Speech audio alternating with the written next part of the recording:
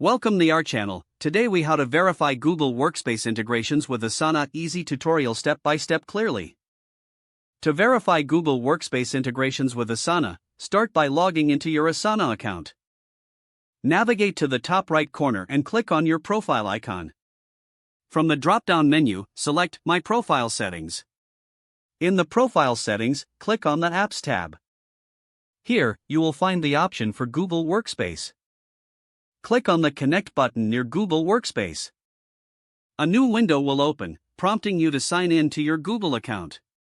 Enter your Google account credentials and sign in. Once signed in, you will be asked to allow Asana access to your Google account. Review the permissions, then click Allow to grant access.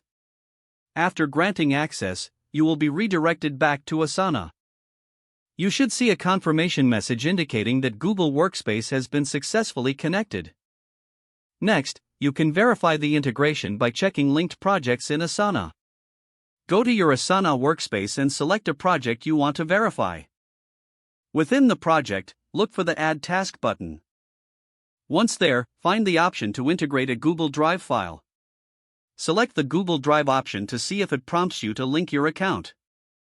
If it does, then your Google Workspace is integrated correctly. For additional verification, try creating a Google Calendar event linked to a task. Open any task in Asana and look for the Calendar integration option. If you can create a calendar event seamlessly, the integration is confirmed. You have now successfully verified Google Workspace integrations with Asana. If the page does not load, refresh the browser or try again in a private or incognito window.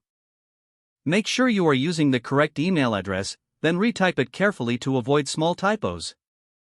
If your password is not accepted, use the reset option and create a new strong password you can remember. Check your spam folder for verification or security emails, then complete any requested confirmation steps.